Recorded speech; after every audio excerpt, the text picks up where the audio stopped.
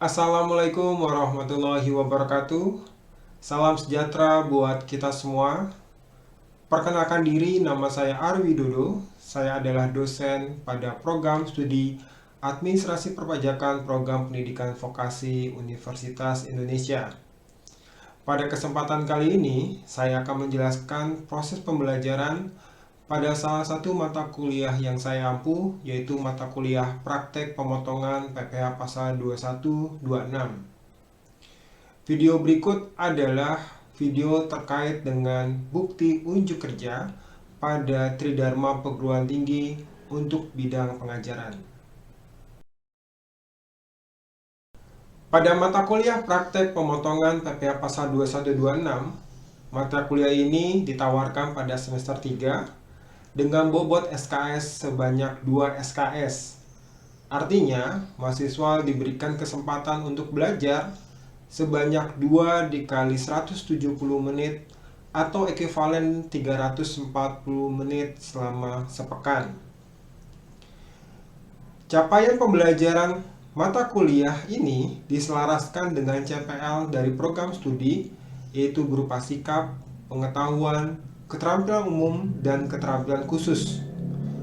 Untuk keterampilan khusus, diharapkan mereka mampu mengoperasikan program spreadsheet atau biasa kita sebut Microsoft Excel, dan juga mampu mengoperasikan software elektronik Direktorat Jenderal Pajak, dalam hal ini adalah ISPT PPh Pasal 2126.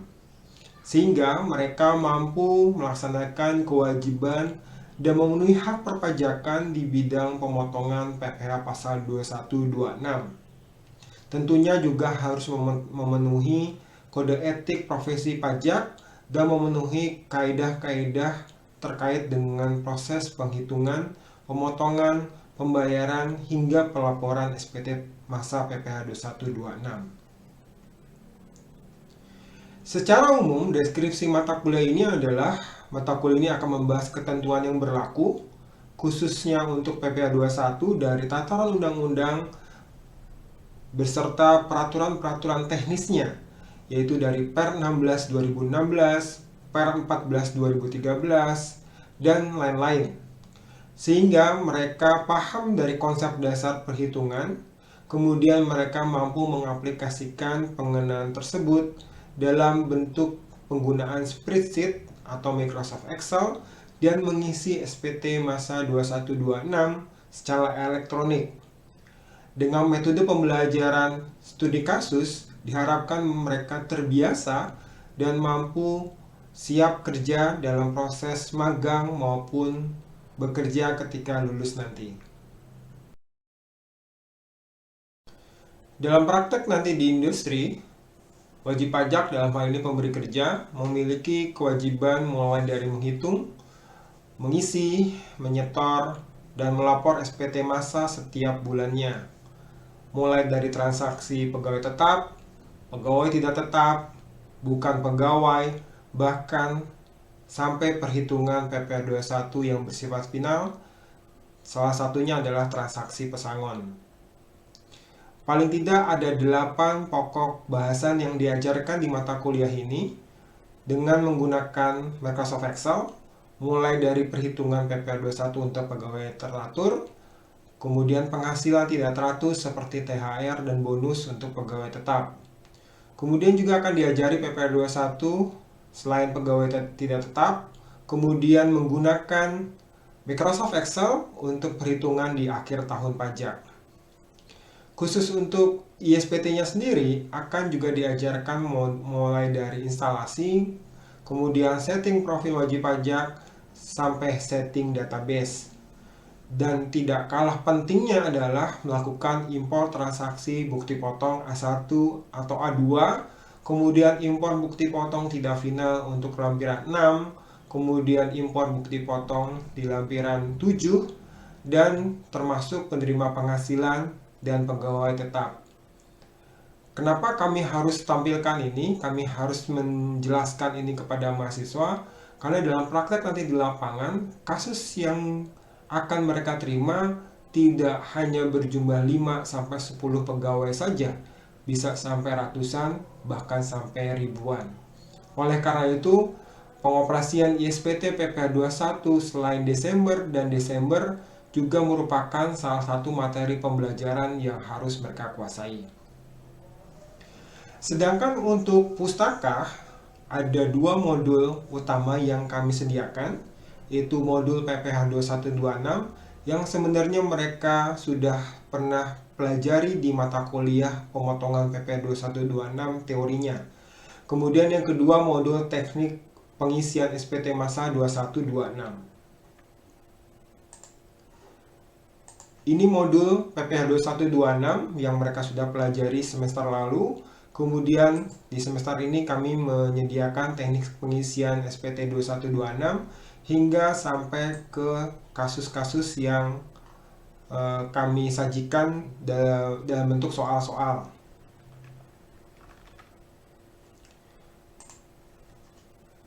Kemudian pendukung lain adalah terkait dengan Peraturan Dirjen Pajak Nomor 16 2016 dan Peraturan Dirjen Pajak Nomor 14 2013.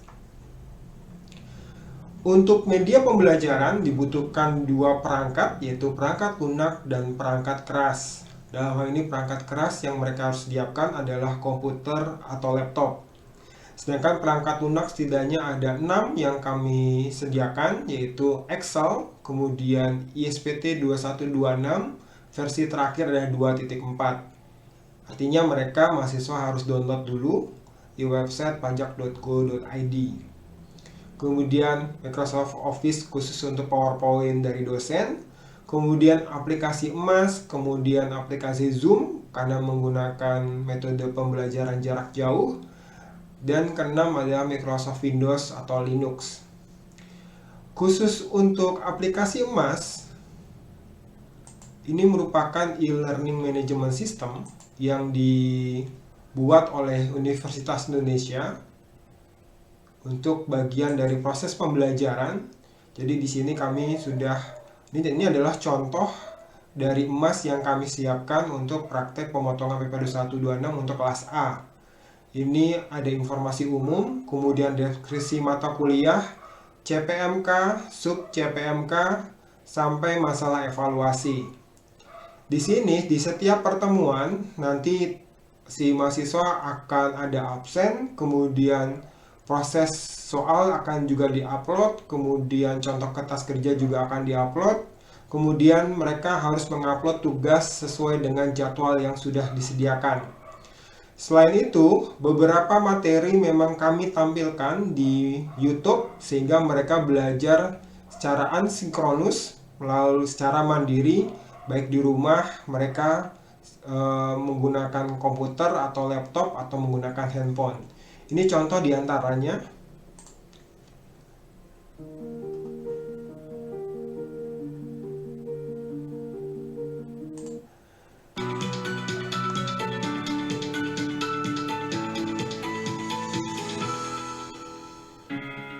Komponen yang harus kita hitung untuk masalah komponen penghasilannya ya.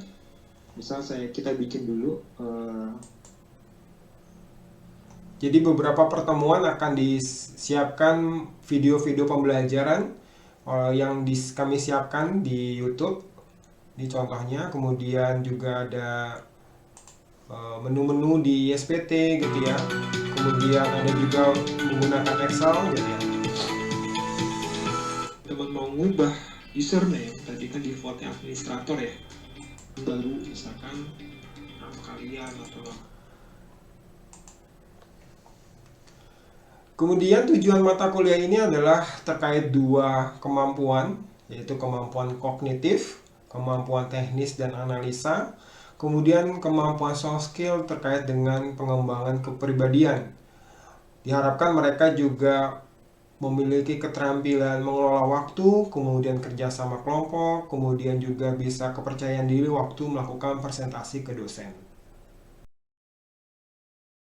Metode pengajaran untuk mata kuliah praktek pemotongan PPh 2126 menggunakan Student Centered Learning. Dalam hal ini, nanti mahasiswa akan dikasih kasus atau studi kasus yang menggunakan pendekatan dalam dunia kerja atau industri. Contohnya seperti ini. Mereka akan dikasih kasus-kasus data-data pegawai, baik gaji dari Januari, Februari sampai Desember, ya, dengan berbagai macam bentuk-bentuk template-nya ya pastinya. Karena memang sengaja dibuat template-template berbeda sehingga mereka juga terbiasa dalam proses pengolahan data. Kemudian mereka nanti mengoperasikan dan mengaplikasikan dalam perhitungan 21 Microsoft Excel seperti ini, dan kemudian mereka menjelaskan ke dosen dan diskusi kelas. Jadi nanti ada audiens mahasiswa lain atau teman yang lain, kemudian bisa bertanya, kemudian gimana cara penyelesaian kasus ini sehingga problem based learning juga tercapai. Di pertemuan 1 sampai 7 sebelum UTS, kami menjelaskan terkait dengan proses perhitungan 21 pegawai tetap untuk penghasilan teratur dan tidak teratur selain masa Desember. Kemudian setelah pertemuan ke-8, perkuliahan menggunakan untuk ISPT masa Desember. Jadi kalau kita lihat dari pertemuan 1 sampai ke-7, ini akan cukup banyak studi kasus yang disampaikan, ya. Kemudian berikutnya setelah UTS juga sama, studi kasusnya juga sama, dan mereka juga bisa diskusi dan tanya jawab waktu proses pembelajaran. Untuk evaluasi penilaian, kami menyiapkan ada 12 komponen penilaian, ada 9 tugas yang mereka kerjakan secara mandiri, kemudian kuis dengan lisan, ya ujian lisan atau kita sebut kompre. Kemudian yang ketiga adalah ujian tengah semester dan ujian akhir semester. Untuk tugas sengaja kami buat sangat banyak karena untuk melihat proses pembelajaran sehingga mereka diharapkan setiap komponen pokok bahasan mereka bisa menguasai. Khusus untuk tugas ke-9, mereka diwajibkan untuk membuat tutorial ISPT dan Excel untuk masa Desember. Contohnya adalah seperti ini. Ini adalah salah satu contoh mahasiswa yang mengerjakan ISPT di masa Desember dengan menggabungkan komponen Excel dan ISPT yang mereka sajikan. Mereka bisa menggunakan NPWP orang tua, keluarga, dan sebagainya. Kemudian untuk kuis sendiri sengaja dibuat lisan karena untuk meyakinkan mereka bahwa kompetensi mereka tercapai. Untuk ujian tengah semester, mereka diwajibkan juga untuk mengisi ISPT dan Excel untuk masa pajak selain Desember. Sedangkan ujian akhir semester adalah khusus untuk kasus masa Desember. Contohnya ya. Kalian tuh bisa ngoperasin ini dan posisinya bisa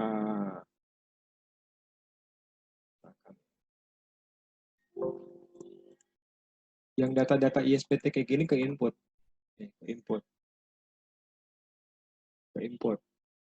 Terus data A1, kalian pernah belajar A1 kan? 1 tahun pajak ini ke input di sini. Ya, ke input di sini. Kalau misalkan mau dipotong, yang ini ke input di sini. Masa pajak, 1 tahun pajak ke input.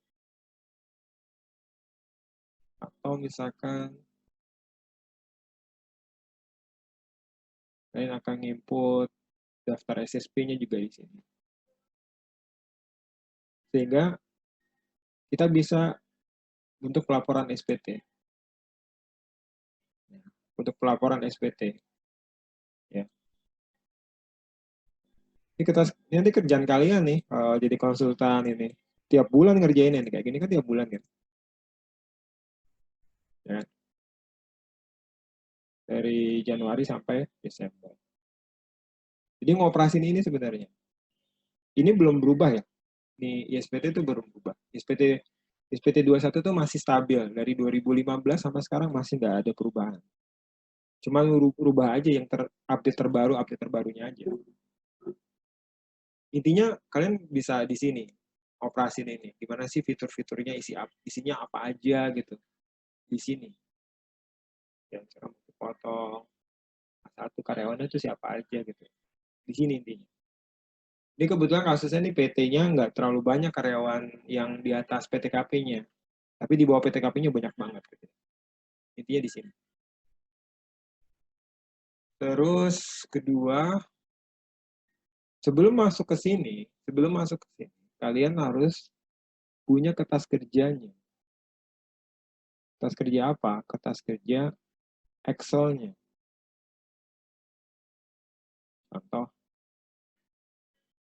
Contoh ini. Ini hitungan 21 ya. Hitungan 21. Ini hitungan 21. Ini kertas kerja. Ya, kertas kerja PP 21. Dan ini nanti by rumus, ke kanan tuh by rumus. Jadi kalian cuma masukin yang bagian-bagian item-item di sini. Kawin atau tidak kawin, laki-laki atau perempuan. Bagian ke sini. Nanti yang ke kanannya itu by rumus. Misalkan masalah jumlah di sini saham. Ya. Kemudian masalah di sini jumlah. Kemudian ada bijak.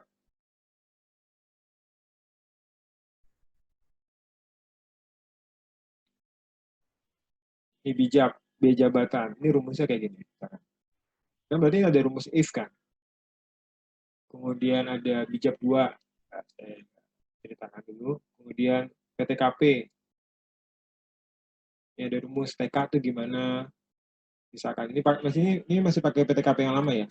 TK berapa, kalau K1 berapa, K2 berapa, dan sebagainya. Terus bahkan sampai hitungan PP21 kayak gini. By rumus. Bagaimana dengan mereka yang nggak punya PP? By rumus. Sehingga nanti ketemu berapa per bulan. Kalau kalian cuma satu doang, kayak begini, satu baris gini doang, dan rumusnya itu udah benar, tinggal copy paste ke bawah. Yang tadi saya bilang, lo punya karyawan 3.000 pun, nggak masalah. Yang penting lo satu baris sudah benar hitungannya. Tinggal tarik aja ke bawah sih.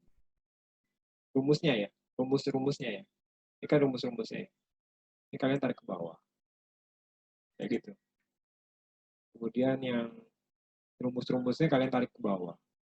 Tapi kalau misalkan kayak yang ini, kan kalian harus nginput sendiri kan. Ini nginput sendiri kan. Input. Harus input sendiri. Input sendiri di sini aja misalkan 9 juta. Nanti kalian udah ketemu hitungannya sih. Di pojok sebelah kanan udah berubah. Pajaknya berapa. Ini kan segini langsung berubah. Jadi surprise gitu kalau posisi kalian cuma input di sini doang. Misalkan ya. Contoh ya height.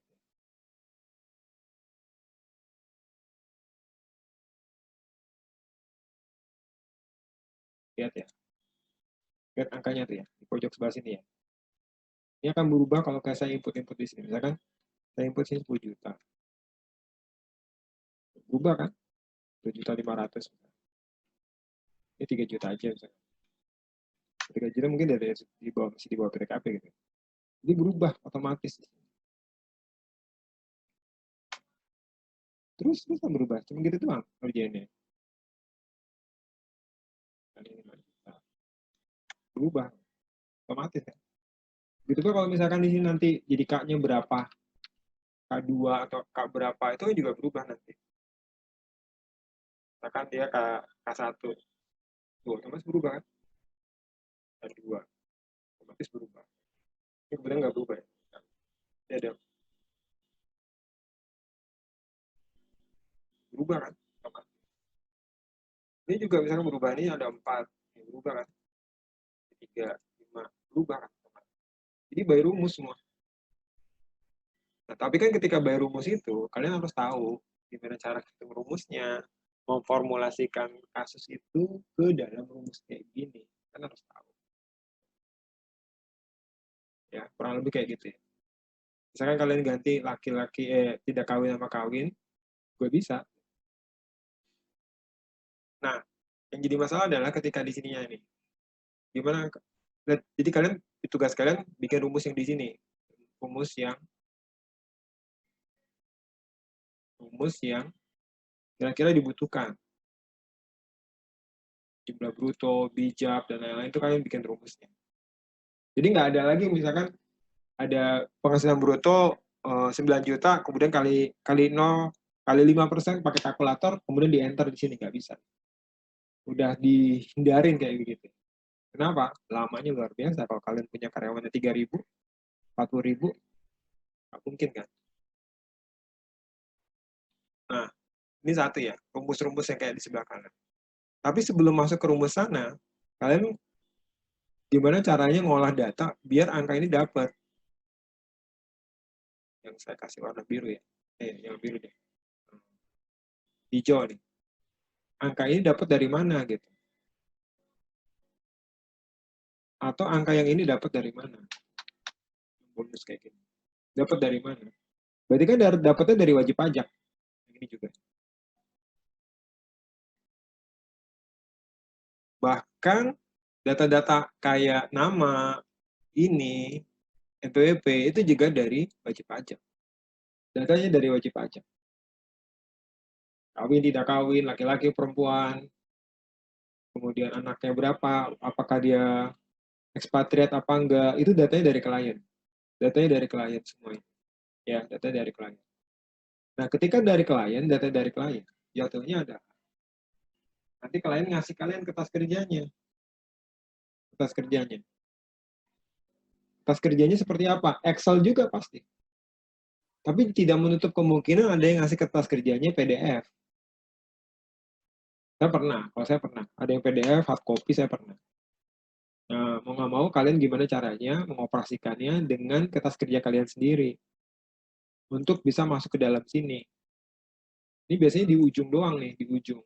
Dan angkanya biasanya kadang-kadang udah by rumus di sini. Ini by rumus, ini kebetulan angkanya manual ya. Harusnya biasanya by rumus di sini. By rumus. Contoh kertas kerja dari wajib pajak misalkan. Contoh. Ini contohnya. Ini contoh. Bisa bayangin. Teman-teman bisa bayangin ya, ini kertas kerja. Ini nomor induk karyawan dia di kantor. Kemudian namanya di sini. Jadi namanya itu tidak sebaris sama data gajinya dia. Tapi justru di bawah. Gimana kalian bisa mengolah Excel ini sehingga namanya bisa ke sini? Gini. Kan nggak mungkin jadi orang bego begini-gini terus kan? Iya nggak sih? Gini. Nggak mungkin kalian begini-begini kerjaannya kayak begini. Nggak mungkin kalian begini kerjain misalnya. X, X, X, kelamaan. Udah gitu di sini dihapus. Satu hapus, satu hapus, kelamaan. Gimana cara ngolahnya gitu? Itu yang paling luar biasa belajar di sini tuh gimana cara ngolahnya. Ya, bagaimana cara ngolahnya. Dan kalian harus berpikir cerdas, pinter cara ngolahnya. Gitu. Paham nggak? Kalian harus pinter, cerdas cara mikir ngolahnya. Bahwa kayak begini, data apapun yang dikasih sama klien, kemudian kalian harus berpikir, bertindak, harus begini polanya, harus begini caranya, oh begini rumusnya, oh begini kertas kerjanya. Jadi kita nggak bisa bilang bahwa wah pakai manual aja, kelamaan, apalagi posisinya. Bisa jadi kalian ketemu sama klien atau wajib pajak yang minta hari ini harus dikirim. Dan kalian nggak bisa nolak. Bahkan saya beberapa kali tuh kerja di klien dan ditungguin sama kliennya. Jadi di ruang meeting ditungguin, benar-benar ditungguin. Dan posisinya bukan orang lokal, ekspatriat yang nungguin. Bisa bayangin. Nah itu yang kemudian kalian harus berpikir cerdas, benar gitu. Jangan sampai hitungannya juga salah. Dan kalian juga smart juga cara memecahkan kasus ini.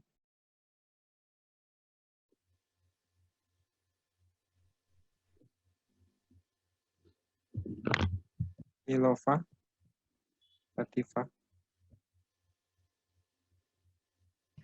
Saya Mas. Iya, di-share. Mas tadi saya baru kelar ngitung JKM, gak apa-apa kan? Oh, nggak apa-apa, coba. Coba di-share aja. Bentar. Aduh.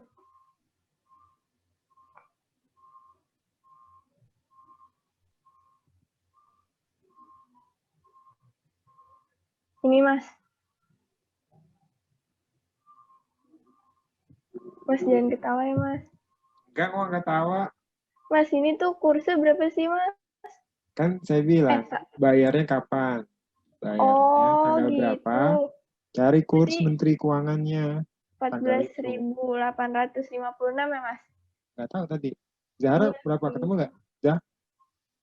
Iya Mas segitu. Iya, udah segitu. Tinggal dikali aja. 3.500. Langsung aja gitu, dikali kali. di sininya Mas.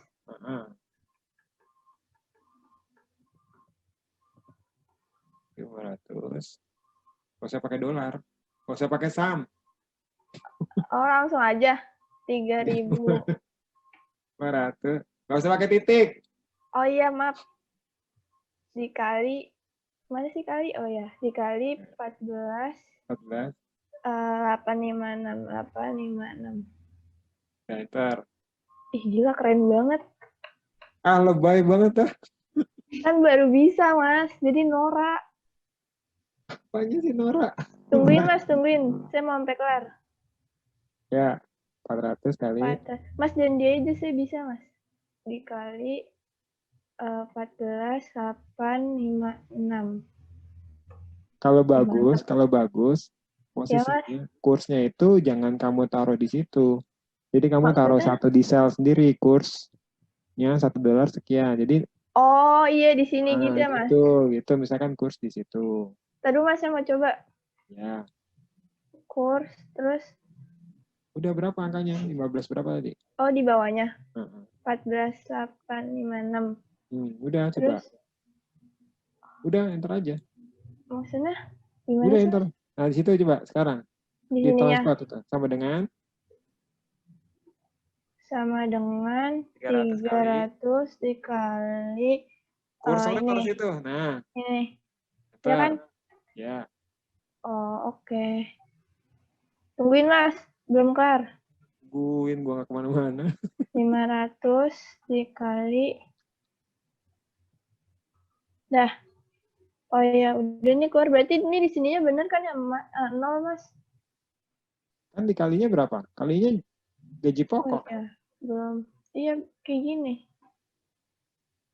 Coba sampingnya. Escape. Kok begini Mas? Escape. Hah? Escape di pojok kiri atas. Pojok kiri atas ini. di keyboard kamu. Nah, udah. Nah. Terus Nggak ini. panik, santai. Itu yang dikali J5. Oh iya. Ditarik itunya, kotaknya ditarik. Bentar Mas, tadi saya bingung. Dikali ini. Ya.